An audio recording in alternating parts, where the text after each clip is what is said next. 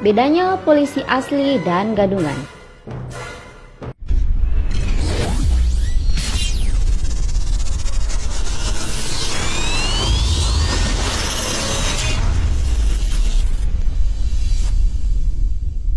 Bila mana Anda diberhentikan seorang polisi di tengah jalan, kemudian Anda curiga dengan polisi tersebut, gadungan atau asli, maka yang perlu Anda perhatikan adalah detail setiap atribut yang dikenakan polisi itu. Perlu diketahui tentang makna lambang, pangkat, dan sebagainya yang menempel pada atribut polisi.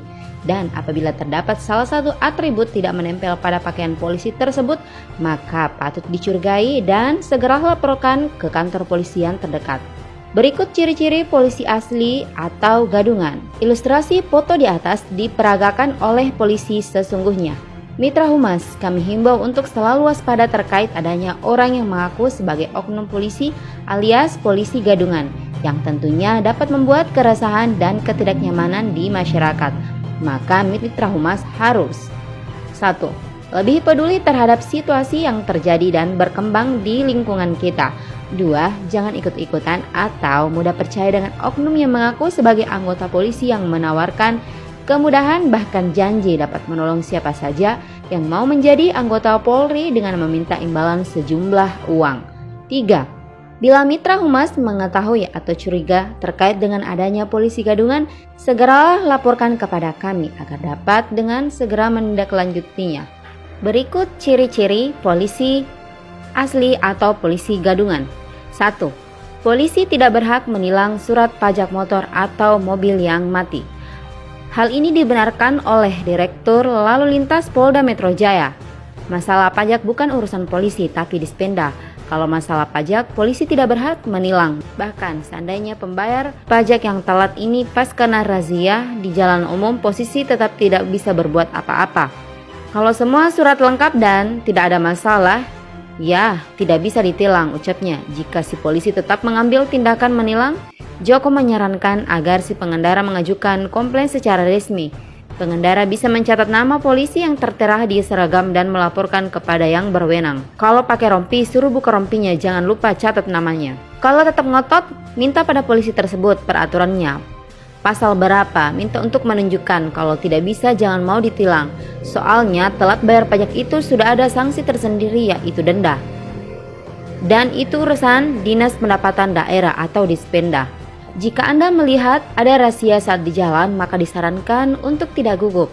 Pengendara yang terlihat gugup atau takut akan menjadi sasaran pemerasan dan korban penipuannya.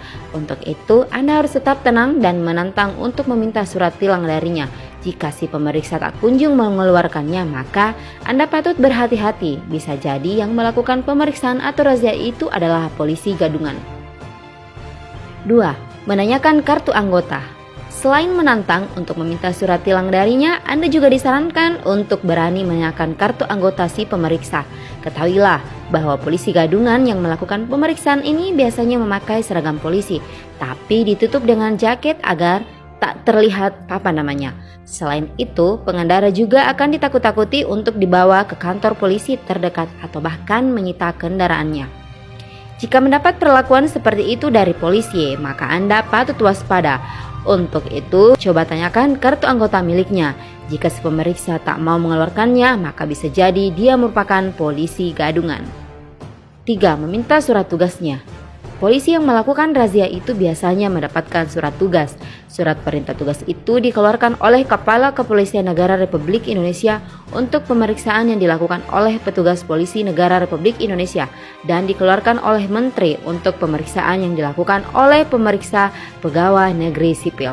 Dalam surat perintah itu memuat alasan dan jenis pemeriksaan, waktu pemeriksaan, tempat pemeriksaan, penanggung jawab, dan pemeriksaan, daftar petugas pemeriksa, dan daftar penyidik yang ditugaskan selama dalam pemeriksaan.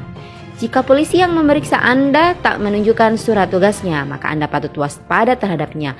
Bisa jadi polisi yang menilang Anda itu adalah polisi gadungan.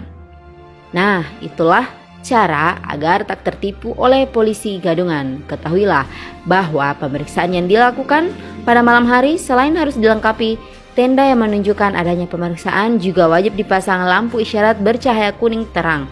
Petugas dan pemeriksaan pada saat melakukan pemeriksaan wajib menggunakan seragamnya, atribut yang jelas, tanda-tanda khusus sebagai petugas pemeriksa, dan perlengkapan pemeriksaan.